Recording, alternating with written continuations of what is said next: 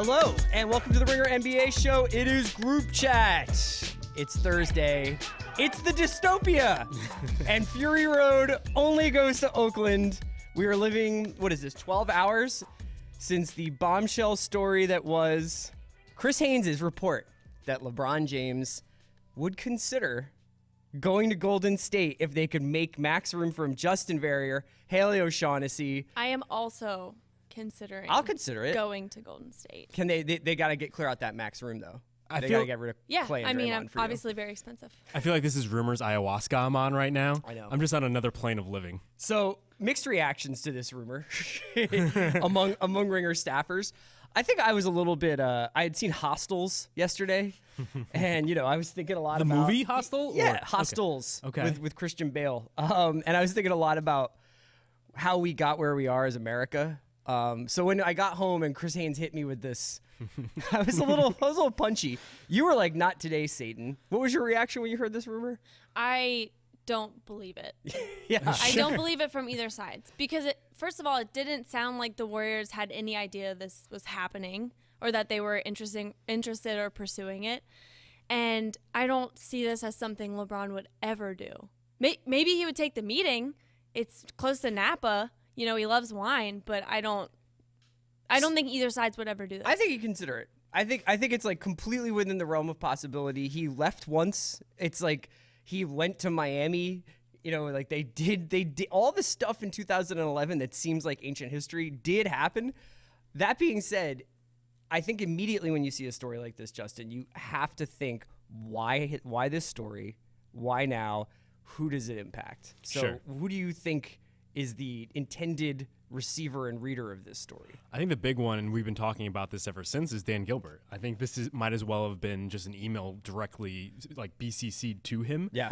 Simply because ESPN even put out a piece today from Bobby Marks explaining how this would happen. And as you alluded to, they couldn't really clear the cap space for LeBron to sign him outright unless they whittled their roster down to 5 people, one of whom is a first-round draft pick that isn't even there. Yeah.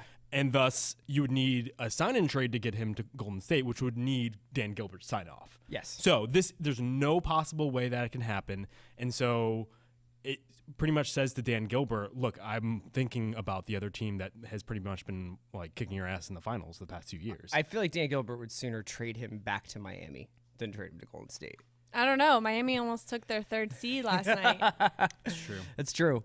That's true. I mean, any other thoughts on this? It would involve, according to Chris Haynes' report, it would involve Clay and Draymond going to Cleveland and Kevin Durant taking less than the maximum amount of money. First of all, why would you mess with this? We're all like, oh, maybe 2-3 years from now, this Warriors team won't exist. But why would you mess with it right now? You've already beaten LeBron in the finals. You're going to beat this LeBron team in the finals. Yeah. I don't see any reason for it to happen. Also, we know for a fact LeBron is not going to take a pay cut. If he would have done it this year because his roster needs it. Yeah. They need someone else. Yeah. My thoughts more trail toward just the reporting end of this. Yeah. And just how this ended up happening. Just because I'm sure, Chris, you alluded to, that there is some nugget of scuttlebutt to this. But the logic in order to get to where we are now is just so kind of bizarre and warped that I don't know how this ended up getting published. It's essentially if X happens, then Y, but the Warriors aren't considering X. And so it's just a complete yarn ball of The thing that jumped out to me on this story, I think you're right about everything except for the part of there's a couple of key lines in here. James's distant relationship with Cavs owner Dan Gilbert is well chronicled. So that's shot number one. And then there's also James and his business team have been known to covet structure, with Golden State and ultra-aggressive general manager and Bob Myers. The ownership group as a whole and Steve Kerr are the epitome of that. So that's very complimentary to Golden State. It's a shot at Cleveland. And I think that it's supposed to say, am I supposed to be looking at this? Oh. Breaking news. Well, we can get to that. It's Nikola Mirotic is going to New Orleans. Congratulations. Great. You called that. Does that take them out of Greg Monroe? Justin called that. What was that? Does that take them out of the Greg Monroe sweepstakes? No, they could use Greg Monroe off the bench, and he's a free agent now. They can afford him, though? Yeah, I mean, he's just going to come as a minimum. Okay. They also have an injury exception, so I think all right, I'll finish the Cleveland part here. It's very much a love letter to Golden State's structure and a shot at Cleveland's chaos. The crazy thing is that I think LeBron is equally responsible for the chaos in Cleveland. I mean, I know that Dan Gilbert is an nincompoop, and I know that there's always this chaos, and he didn't re-sign David Griffin, and they allowed the Kyrie situation to get out of hand. But part of the reason why there's so much tension always surrounding the Cavs is LeBron. Like, he is an agent of chaos to some extent. Yeah, but in his defense, wouldn't you be super frustrated? Over the summer, the one move that they made was like, let's re-sign Kyle Korver. And he's been good for them, but you can't just not supply him other guys around him. And they signed play him 38 Derrick minutes Rose a night. Dwayne Wade, though. Like, exactly. Those are LeBron moves. Those are like exactly. moves to satisfy him. Okay, true. But as a front office, you have to have more sense than your star player. Yes. I'm sorry, LeBron. But they didn't have a front office. They had Dan Gilbert. True. Yeah. True. Yeah, I mean, it's his fault. Yeah. It's Gilbert's fault. Yeah, I think there are no winners here, and it just looks completely ugly for both sides of it. I do wonder how much the casual fan reads into it as much as we do. Like, maybe because we're just so far deep into this, we see the strings being pulled from LeBron and just kind of like the marionettes that the Cavs have become. I do wonder, like, if you're just a Joe fan, do you still have a high opinion of LeBron? Do you see this side of him? And I was listening to Lee Jenkins on Zach Lowe's podcast the other day, and he made a good point simply because he'd been around LeBron for a while, and he still thinks the average fan would be affected if LeBron left Cleveland. I don't know how much LeBron's camp is thinking that and how much that would really affect his legacy. Just that while we see that he went there as much for Kyrie Irving and for Kevin Love and to compete for titles still when the Heat were kind of on a downslope, that the story of him going there and saving them is still a big deal, and I wonder if that would affect his branding and thus his legacy at large. Well, I'll tell you what. I don't know if Adam Silver could stop LeBron James joining Golden State, but I don't think that fans would love it. Yeah.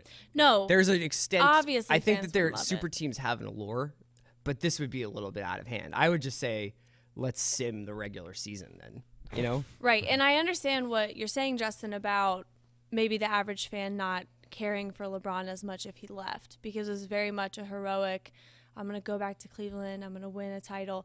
But I also think that's why LeBron and his team are planting these little seeds, and they have been all season. You know, they didn't resign the GM I loved, and then, they didn't get the guys I need around me. So we've seen this all season where it's like, I even think that the average NBA fan, average LeBron fan is thinking they're not doing enough for him. Yeah. Of course he's going to leave. Yeah. It's a really interesting shadow war of subtweets and planted stories and narrative shaping. And if LeBron is going to leave, this is paving the way. There's been a lot of these stories where you'll get a Woj story that's about the chaos in Cleveland and never mentions LeBron in the story. Right. Is something that you have to say is, oh, well, we should have seen the signs. When he leaves for Houston or Philly or the Lakers or whoever, we'll all go back to those pieces and say, see, Isaiah Thomas was a terrible idea, that kind of stuff. All right, we don't have to belabor this too much. Obviously, I think the next chapter of this story will be all parties involved miserably answering questions about this in press conferences, so I'm looking forward to that personally. Let's do a little check-in on some another Comic Sans yeah, letter, exactly. perhaps? I hope so. Let's do a little bit of a check-in on some of the trades and trade rumors. Now, as we are recording, the Nikola Mirotic to New Orleans deal has gone through, correct? According Seems to Woj. like it, yep. That had almost happened earlier in the week and then got tripped up because of the second year of Mirotic's deal. Right, which the Pelicans did not want to guarantee, correct? Correct. Right, and that's why. Yeah, it was a really confusing process where they just didn't want it on their books, essentially. And did they get out from under Omer? They did indeed. What a world! I cannot believe it. As soon as Garpax makes me think, damn, they got 3 good young players. They're really pulling it all together here. And it's like, nope, you guys just traded for Omer. I know that his deal is not as poisonous as we kind of assume it is, but it's just nuts. It's still an extra year plus $3 million guaranteed on the third year, so it is a lot. Is that all the trade was? Yeah, Omer, a first, and I believe that's it for Mirotic. That's a lot. That's a lot to get eliminated in the first round. Yeah, I mean, and this is what we've been talking about all week, is that it does feel like the Pelicans have stopped the facade that they're going for titles anymore. Yeah. It's just that everyone is all in on the playoffs. Not only do they need it to probably appease Anthony Davis, but also to save everyone's jobs. Guys, GMs are getting bad again. I was thinking about this last night, and then this morning reading Zach's piece on ESPN about the Bucks, and then also listening to Russillo talk about the Thunder. And it's not that Presti or any of these guys specifically are bad, but there is something to the idea that the contracts for these big stars, a la Blake, Russ in a couple of years, when he's making $40 million, or if they want to keep that core together, which is what Russillo was sort of going through the math, and he was like, it's $100 million for Adams, George, and Russ, basically, if you want to keep all of those guys, that it's going to force some of these GMs to make some really bad decisions. One of these guys is going to, you know what I mean? And this Pelicans thing, which is essentially, we cannot afford as a franchise to let Davis go, because the smart thing would probably be to trade him for like the entire Boston full house, like whatever they can get from Boston, the 2 J's, a first, whatever it needs to happen. But they're going to keep trying to add Mirotiches, and they're going to re-sign Boogie on an Achilles, because those guys are like, that's the path to getting to the 6th seed, the 5th seed. Right. I do think that now, before the trade deadline, GMs always look a little bit worse. Yeah. And with the Pelicans, DeMarcus got hurt. And we don't exactly know what they would have been, especially with the Pelicans doing something during the trade deadline, in addition to him being on the court and healthy. And it might look a lot better for them. Yeah, I think you look at the max contract and just kind of the dynamics of the league right now, with the Warriors in place and some teams like the Warriors also kind of chasing them, you need frontline players, and those guys get the max. Now, the problem is we're seeing if a guy isn't an absolute max, if he's not Kevin Durant, if he's not Steph Curry, then it screws up your cap going down the line. If he's Blake. Right, because you look at some of the teams that traded stars this offseason, Paul George, even the Clippers had a little bit of a dalliance there. Yeah. Jimmy. Yeah.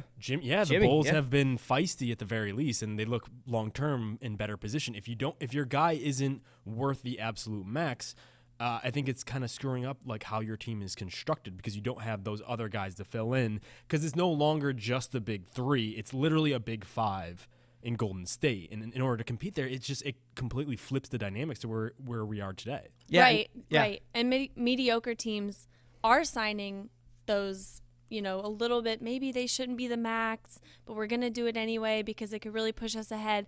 And then they're realizing, yeah, but we don't really have the money anymore to surround them with who we want. Well, I was thinking a little bit about Phoenix, who allowed, they bought out Greg Monroe, or Greg Monroe took a buyout and probably gave up a lot of money to go to a playoff team.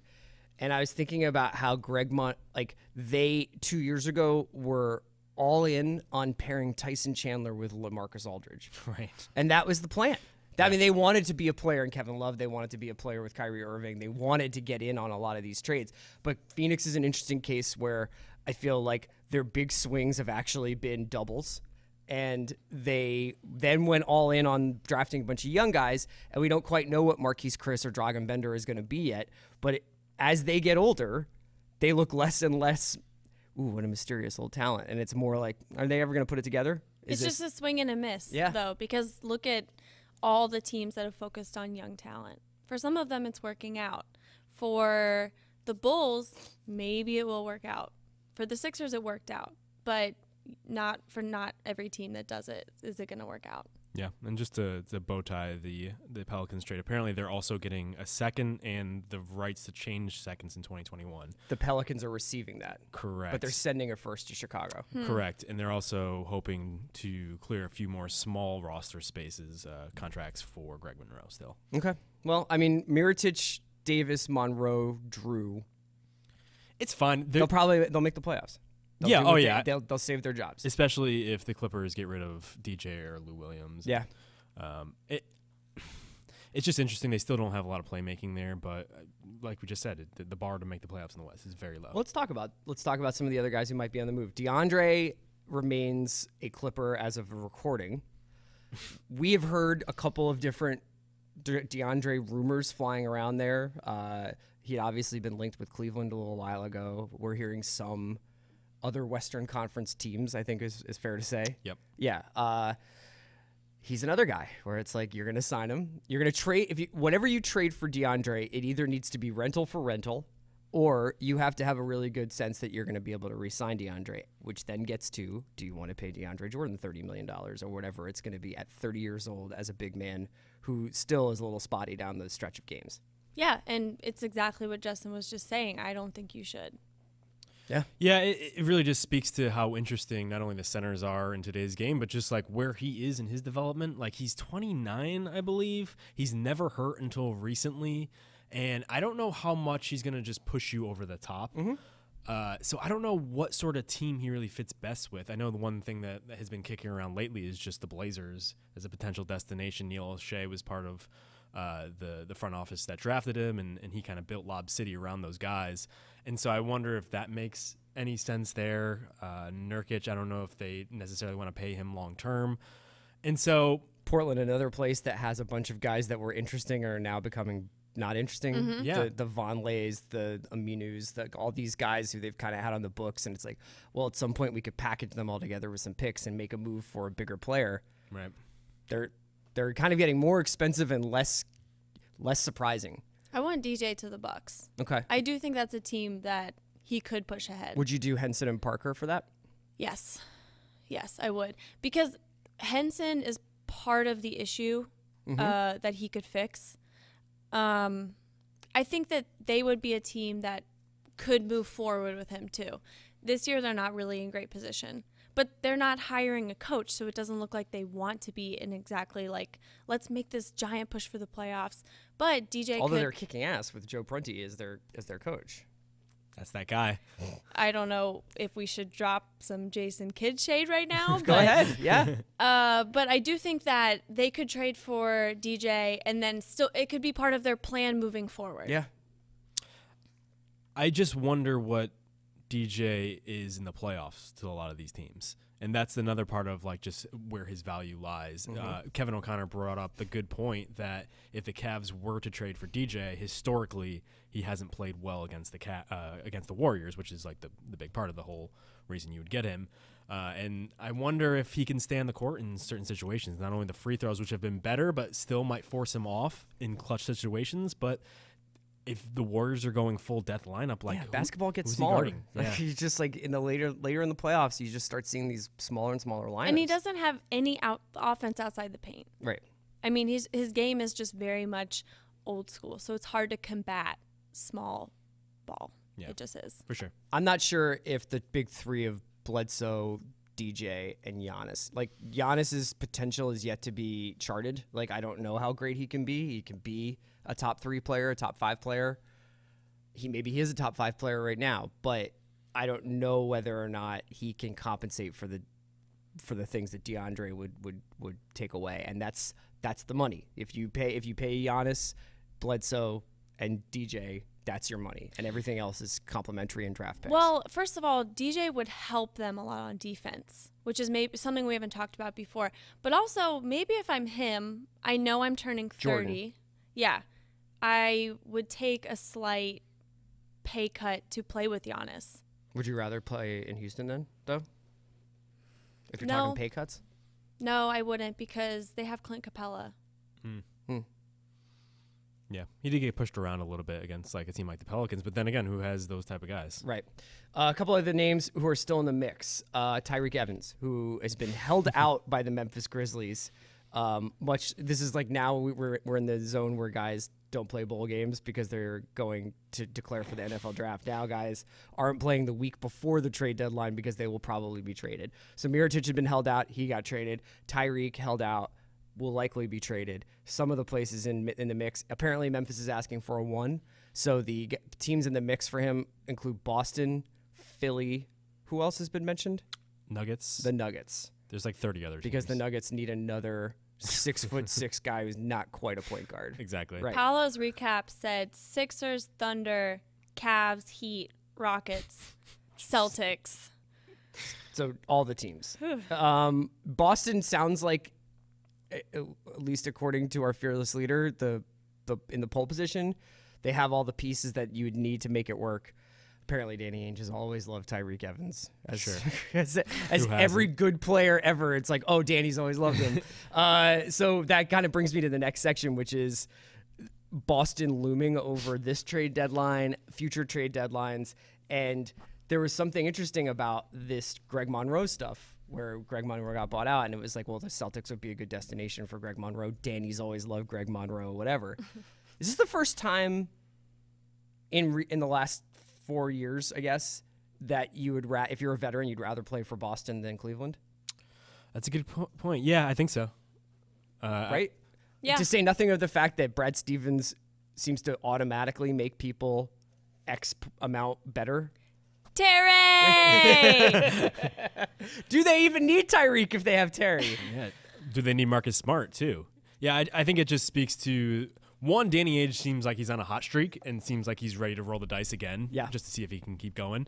And also, I think they're in a really good position where if they get guys on short contracts that could help now, they have just expendable assets that they can just burn. Like, who has that sort of war chest and to be able to do it? And like we talk about Tyreke, yeah, it's ridiculous that so many teams view him as the answer, but he's also the only guy that I can think of that will help your team now. It is on a short enough deal where you won't have to match it with like huge salaries, where you won't have to give up someone who's potentially a high value contributor like the Bucks, as we've always said. And also he's on a 1-year deal. He's a literal rental, and there aren't that many guys like that anymore. Would you give up the first round pick that they are seeking for Tyreke? Not if I'm the Sixers, absolutely not. Absolutely not. Aren't This is you what the I'm talking Sixers? about. No, but this is what I'm talking about is like these teams that are in the bottom half of their conference brackets getting a little glue sniffy when it comes to what they need for the back half of the season. Now, is he a rental? Is he from Chester? Would it be kind of like, yeah, we could use a guy who could make his own shot? Like, that's one thing that the Sixers really don't have. Would I give up a first for it? Absolutely not. Absolutely not. That's just nuts. Like, you can't do that. You're not there yet. So what do you give up for him? The Sixers or anybody? The Sixers, or in a more broad sense? I think that the teams that, like, look, if you're Boston, and this is the sort of curious thing about Boston, because if Boston was the 3rd or 4th seed, they could chalk it all up to not having Gordon Hayward, and they could say, you know what, like, this is the year of like Kyrie betting in as our face of our franchise, getting Tatum used to things. But they're too good. They're too good. The Cavs are too bad, and Boston has a legit shot at the finals. Yeah. So I as long as I thought this will not impact my Anthony Davis package, and you're Boston, I would make a move for it. Right. But if at all you think that this will be, damn, I traded that thing that I could have used for Anthony Davis for Tyreke Evans for a rental, then you're an idiot. Yeah. So why not just get rid of their own first-round pick? So if they're going to be in the bottom 5 of the first over the next couple of years anyway, I think that's enough of a price. If you feel like the window is right now, and I think it is, for the reason that you just said, LeBron is going to be a terror in the playoffs wherever he is, like whoever's around him. But I think might end up, when we look back, maybe their best chance, because there are teams that are coming up. Like, what if the Sixers figure things out? What if Markelle Fultz plays and all of a sudden that they're a legitimate competition here? You started out and I was nodding, and by the end you have lost me. But completely. Giannis could get a jumper, and next year all of a sudden he's just unstoppable. Like, you don't know what's to come. So if it's not going to damage you too much in the future, going for right now makes a little bit of sense. Do you want to? I like doing this for you. Do you want to clear out for Terry Rozier here? Do you want to just talk about triple-double Terry? ISO Haley. I looked up what Kyrie Irving had in his first game as a rookie. I will tell you, as a starter or as a rookie? As a starter. Okay. Yeah. Same thing. Yeah. Because it was Terry's first start. Yes, that was his first start. Yes. Yeah. So let's see this line. I'm going to tell you right now, it's not a triple-double. 6, 3, and 7. Wow, Kyrie sucks. Yeah. So, yeah, I think that's what we can conclude. Yeah. Is that so maybe trade Kyrie for LeBron. Get Tyreke. Yeah. Right. Kyrie for Tyreke. You don't need him. All right. Well, I'm really happy that Boston's doing so well. It warms my heart. We are talking now. I want to do something called as good as it gets, as bad as it gets. So this is basically taking a survey of a half dozen teams who have been up and down, Are kind you- of trying to figure out who they are. Are you Jack Nicholson? I am. Yeah. I wish there was a movie As Bad as It Gets. I think it would make like $11. I'm Greg Kinnear. I'd watch it. Especially if Jessica Chastain was extorting. No, she never extorts anybody in Molly's Game. That's a No. false spoiler. Right. The bodyguards come and get her. All right. It doesn't have a You high need enough more- box office for you to give away major plot points. That's not a major. Did you think plot that there point. was not enough cards in Molly's Game? You mean like actually showing Actually, the cards? like showing poker, like playing poker. Was that a real complaint? It Yeah. was the most interesting part of the film. I think, like the poker It scenes. was a complaint from all the people I know who like playing poker. Were like, there wasn't enough poker in Molly's Game. It was a complaint from Sean Fennessy, is what you're saying? Yes. No, the best part of Molly's Game was Idris Elba. Mm, So there you go. There you go. maybe. All right, as good as it gets, as bad as it gets. Let's talk a little bit about the Cavs, which I feel like all I do is talk about the Cavs, but I want to talk about them specifically on the court, where they're still kind of crappy. They barely beat the Heat last night, won by 2 points, I think, like God, 91-89. the Heat had 3 3-pointers. Yeah. They turned the ball over 19 times. There was also a lot of Kelly Olynyk top of the key drives for floaters. It was really strange. The Heat are a weird hang. Yeah, they really are. We can get to the Heat. But the Cavs, they barely beat the Heat. LeBron played 38 minutes. IT, 2 for 15 from the field. 9 for 9 from the free throw line. Not trying to knock him. He was also +2. So, when you have a defensive dynamo like IT, you can handle 2 for 15. Is this as bad as it gets for the Cavs, where they are right now? Are they going to improve without Kevin Love in the lineup? They're going to be more defensively. I mean, they held Miami to 89. Like, they're going to be more defensively stout. Is it only going to go up from here? Are they going to finally be like, you know what, February's here, forget January. They had a whole thing about that. Let's take this seriously now. Or, are they only going to go up and down because of Isaiah? I've always thought that when the Cavs kind of take a dip or seem like they're taking part of the regular season off, it's my main complaint is always LeBron not playing defense. But LeBron clearly played defense last night. Yeah. So I do think that this is as bad as it gets. Kevin Love is coming back. They are in every trade talk. So I actually feel very optimistic about maybe not their immediate future this month, but when he comes back, which is supposed to be 2 months, right? I agree with you Okay. with this caveat. I've never seen a Cavs team get smoked like the way this team has been getting smoked. I don't think I've ever seen a Cavs team that gives up 120 and it's not even a surprise. Yeah, this Heat game feels like an aberration, just because I assumed it was a low-paced game, considering the score was more like 2004 Pistons. But I really don't know what to make of where they are right now. I still think the same concerns that we had before are present. I mean, Jay Crowder, if anything, has been playing just a little bit better. I remember there was one game recently where J.R. Smith hit a few threes. I think you're going to get those sort of games that allow them to win here and there. But the big concern is that defensively, they're just as good as the Phoenix Suns, Sacramento Kings. And if Isaiah isn't going to be Kyrie-level offense, which you assumed if he was going to be anything, he would be able to fill that role. Yeah. I don't know what they are right now. Right. Their bench is so inconsistent on offense. Even their starters are so inconsistent on offense that you can't rely on that to make up for the defense, which is truly awful. Atrocious. Yeah. I think Kevin put something in Slack the other day that was like they had the second worst net rating in the league since Christmas. Sure. I believe it. Wild. The other next team I want to do for as good as it gets, as bad as it gets. And this is a team that sort of breaks this, which is the Nuggets. The Nuggets just lost by a combined 3 points to the Spurs and the Celtics. They lost by 1 to the Celtics, by 2 to the Spurs. This is after they had won 3 in a row. This is the story of their season. 3 in a row, 3 in a row, 3 in a row, 3 in a row. Up, down, right around 500. When you watch them, you talk about the Heat are a tough hang. Man, the Nuggets are a fun hang. They barely have it together. Like, there's so much Jokic playmaking, but, like, he's such a Bambi on ice before the genius happens. Sure. Where he'll try to dribble, and then he gets trapped, and then he throws, like, a no-look pass over his head, and, sometimes it's an alley-oop, and sometimes it goes in the third row. And Then he has to defend. Yeah. We're like a year or two away from Jokic getting into the gym in the offseason and coming back ripped. Yeah. Because you could definitely tell that there are improvements, not only like just with his body, but just with his game. I like to call him Big Lonzo. which I promise is an actual compliment. Because he's the type of guy. Big Lonzo. I just think he's like the type of guy you want on your team. He just like makes everything work there. The problem is like without Paul Millsap there anymore, and like some of their young guys just not really being all that consistent. Like the bench is terrible, and so there just isn't much depth there. So when you dig a little bit deeper, you watch a little bit longer after like the highlight play, you're like, what is going on here? Yeah, I really, really like Murray, Harris, Jokic, and Lyles. Well, Barton, though. Well, this is the thing is that, and then this is another example like Portland of you had all these pieces that you could have put together in packages, and you've been one of the big, like, we're in the mix for this player. Like, they got their Dwayne Wade meeting. They're always, like, trying to be a player.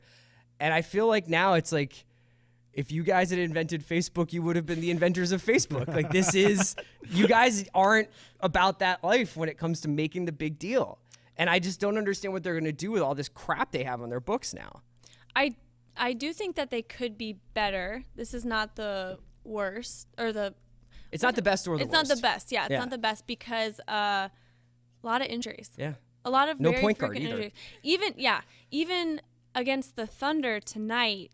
I wrote down who they're probably missing. So Wilson Chandler and Gary Harris are maybes. Plumlee's out for sure.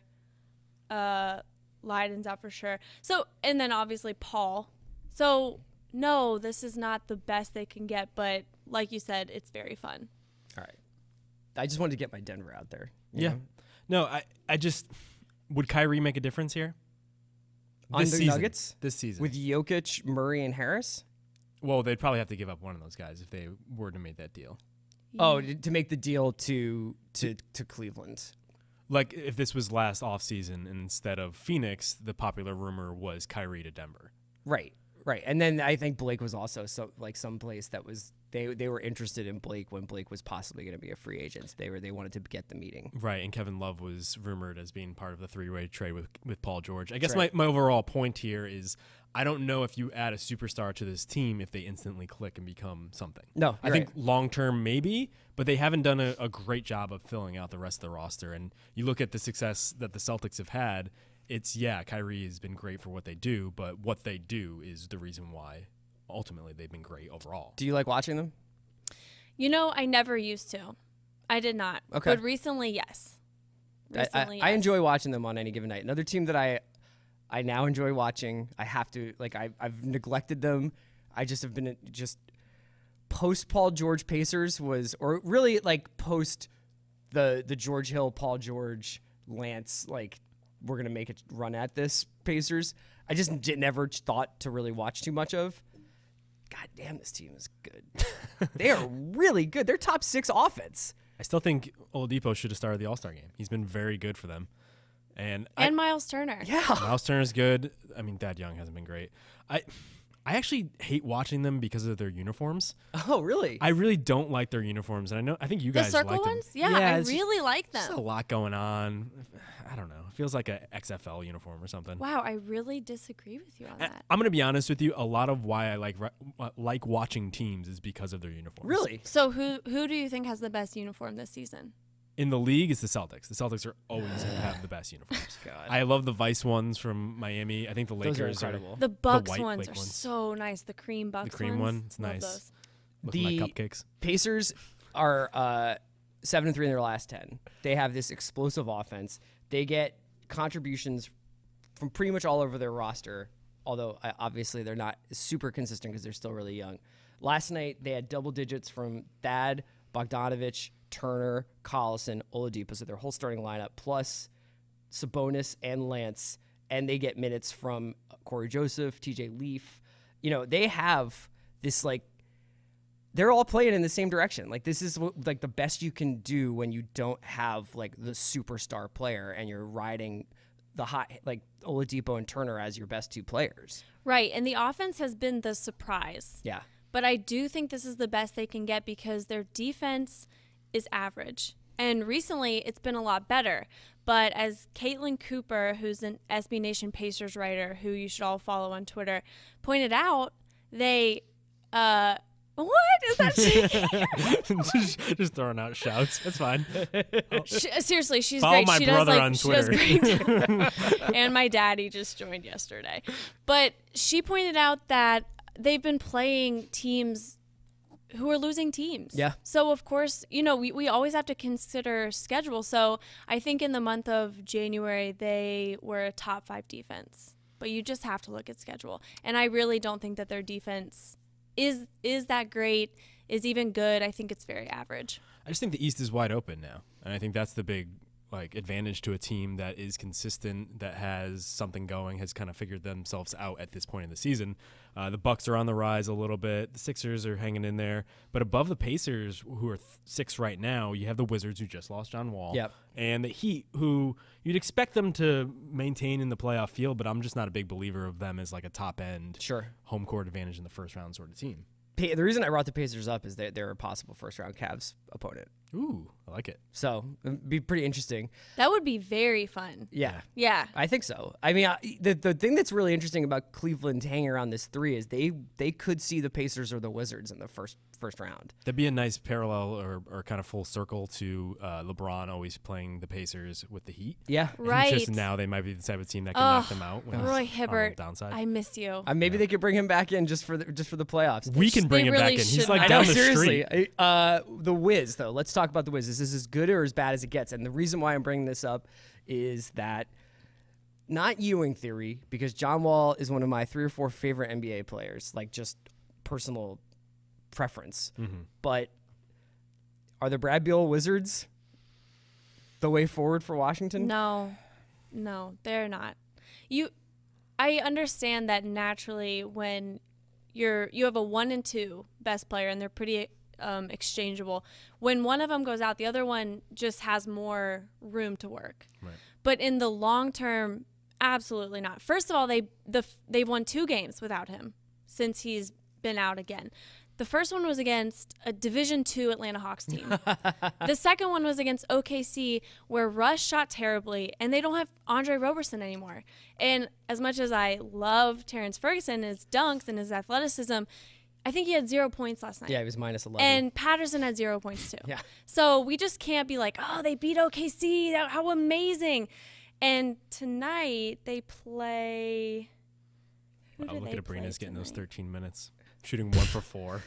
Jesus, God, come on. I don't think they're better with John Wall. I think that's a silly thing to say. I would not say that they were better with John Wall, but what happens or when without him. Sorry. Without him. But what happens when this stuff happens, when an injury like this happens, but there's still another start. This is like when Lillard misses 6 weeks and you get a strange like CJ-centric Blazers for a while. Shout out CJ. Shout out to CJ. Jesus.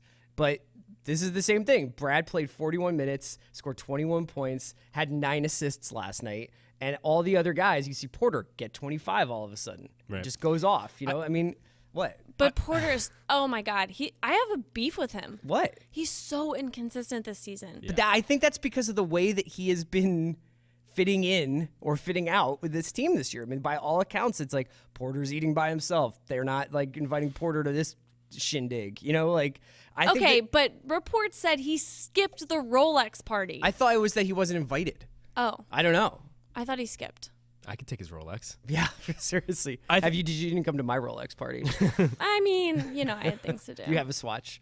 Yeah, I would just look at 2 different things here. One, it's the same thing we've been saying about the Wizards for 2 years now, is that they just have such a razor-thin margin of error, simply because they're so loaded in the front court, in the back court, but not the front court. Markieff Morris, inconsistent all the time. Marcin Gortat, kind of in and out. I don't know what you can really expect for someone. He's at his ever age. in? Well, he plays, yeah, but not necessarily in terms of I think being the an team impact plays level better when player. he plays because of all the pick and roll stuff they run. Right. And then, which gets me to the next point, which is I think it also speaks to perhaps the diminishment of kind of a more traditional get everyone involved point guard like John Wall is. Yes. And you look like they've done okay with Satoransky. Although maybe John Wall doesn't get people as involved as it could be that too. As he should. He does get in these modes where it's just all John Wall ball. Yeah. and he kind of loses sight of everyone else. But no, I think it's tough when you have so much money wrapped up in one player who doesn't do everything for you. He's very much a liability in terms of just gravity, in terms of drawing guys out to the perimeter. And I think you can see that having sort of a trickle-down effect. Now, I still think he has a big impact on this team. I remember earlier when he went out, it took Brad Beal a while to get off and going, so I wonder if there is a course correction coming, as Haley is suggesting. But I think it's interesting. I think long-term, we're going to be talking about this. I don't see them figuring this out in the next 4 years. Otto is another guy who, like you were talking about earlier, maybe shouldn't have got the max. Oh, yeah. But you have to give it to him to keep him. Right. The only thing the Wizards have done in terms of team building is draft guys highly and then pay them the max whenever it's possible. Yeah. And they haven't done any other move that's really padded their roster since. That's why they're always trading a pick at the deadline, because they need just another guy in order to push them over the top. And I think that I think that it would have been interesting if they had signed Otto and then done what the Clippers did to Blake on a much lesser scale, obviously, and said, great, you're signed. Someone out there wants a 3-and-D guy, and they've got the money to pay for it. I think that's what they should do. And maybe they will. Right. But I think that you see the Wizards typically are traditional, a more traditional team. And I think that they are a little bit more these are the guys we have for the next 6 years. Let's see if we can make something happen. And you know what? They got to 6 games with Boston. Sure. They did it. They got into the mix with Boston. But I think that they've just tried to go over the top one too many times with this same group. And the Otto trade is really, unless they want to do something wild and swap Wall for a package, this is as good as it's going to get probably for them. Okay, last one, Lakers. Ooh. I don't understand this Lakers team, because I feel like in this Lakers team you see all the competing concepts of themselves that they have. Are they bottoming out? They don't have their picks, so there's really not that much of an incentive to do that, right? Are they a home for superstars? Well, it's not always the kindest environment for superstars here. In Los Angeles has got a pretty tough, you see what happened with all the guys in the Clippers. The Lakers haven't had a superstar in a while since Kobe, but there's something here where it's what do they have to do to make themselves attractive to a superstar arrival? You don't think that Chris Paul is a superstar? I don't think Chris Paul was ever. We talked about this yesterday on Sources Say. I don't think he was ever on the level of Kobe. No, clearly not. But I would say that he's a superstar. I don't know if he's lovable. That qualifies somebody as a superstar? Yep. He's like me. We're tough to be loved. Don't you think Steph's lovable? Oh, I'm talking of course. superstar. When I went to Oracle, he threw the ball to the ref like a football, and it went a little bit right of the ref, and he turned to the crowd and he shrugged, and 3 sections could not stop laughing. Yes. It was incredible. I've never seen anything like that before. I think that's people often talk about these tiers of players, and to me, superstar doesn't always have to do with your stats and your basketball ability, or even how many rings you've won. Or your it has to do ranking or with a whatever. magnetism that's almost hard to quantify. Okay. And to me, Chris is not the most lovable player from a fan perspective. That's not an indictment of he might be one of the 2 or 3 best point guards of all time. Okay. But in terms of iconic, I'm here, I'm Kobe, I built this city, that's a whole other thing. And I think that's still a shadow looming over the Lakers. Brook Lopez played 9 minutes last night, only played a minute in the second half. So you would have to assume he's either a trade or buyout candidate. He's in the last year of his relatively expensive deal. They're still sitting on Clarkson. They're still sitting on Randall, both of whom will get paid next year, probably not by the Lakers. Ingram is really good, but maybe not every night. And Lonzo, every time he starts to put it together, goes out with an injury. Right. I think that Ingram and Lonzo are both players they're going to bet on. I think who was it that Clarkson was just rumored to? The Cavs. The Cavs. Yeah. I'd love that. Yeah, I think that are you saying this is as good as it gets for the Lakers? This is a tough one. I just want to know, like, what are they doing this season? Are they trying to be better than this, or are they trying to be worse than this? I think they're just waiting, but are they trying to get rid of these guys? Are they just going to say, screw it, we'll go into the end of the season and let Randall Clarkson and Lopez walk? You could say this about them the past 5 years. Yeah. And that's the major indictment of the entire organization, is that they pretended that they haven't been tanking, but they have. And now you get to the point where their only game plan going forward is to hope that the lack of success that they've had in free agency just completely turns itself around, because they have Magic, because they have Pelinka, because they've kind of at least messaged that they've changed the entire kind of look of the franchise. They're no longer the sad sack team from 2 years ago, no longer Mitch Kupchak, an older guy.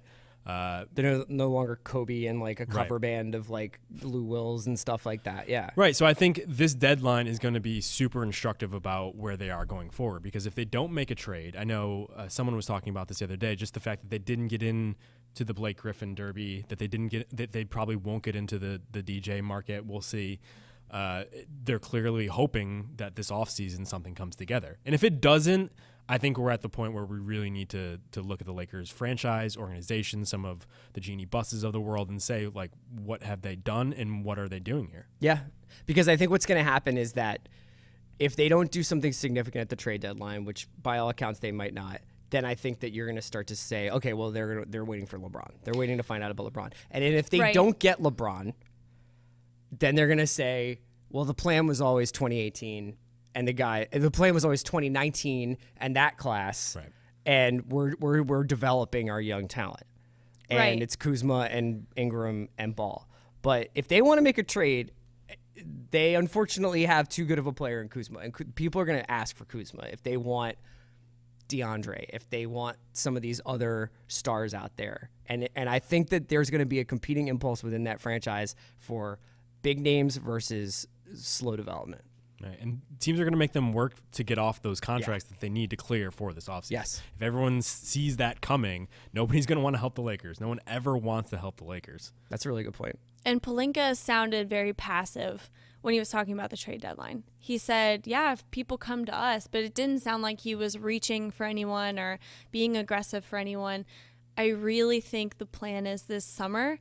But what I'm wondering is, what if people don't come this summer? Yeah. Then are they going to sign a bunch of guys for way too much money and get into the same cycle that they've been in? Right. I believe very much in Lakers exceptionalism. I think that's very much a thing. I think a guy like Paul George is the shining example of that he wanted to go there above anywhere else, even though there wasn't anything there.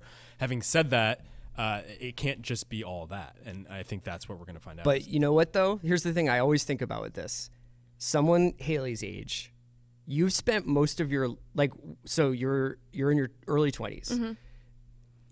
The last 5 years of your life, the Lakers have been bad, right? Like That's true. The last almost 10 years of your life, the Lakers have been pretty bad. I mean, they went to the finals and they won in 2008, right? Right. And then they were there in 10. Yeah, they won the 1 in 10. Right? They lost to Boston and then beat Boston, right? So, and then pretty much it's been a slow decline to where we are now.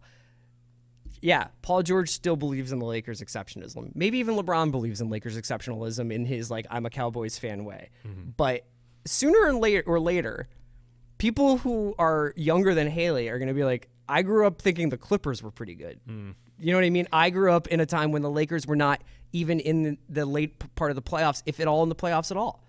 And that's going to start to affect the public perception of them. You don't think people are still going to hang on to Kobe and Magic? Yeah, I think Kobe is going to loom large, but I especially at the end of his career, I started to separate Kobe from the team because Kobe separated himself from the team. Yeah. Clippers need better jerseys if they want to be players. There you go. They need maybe Celtics green. There you go. Okay.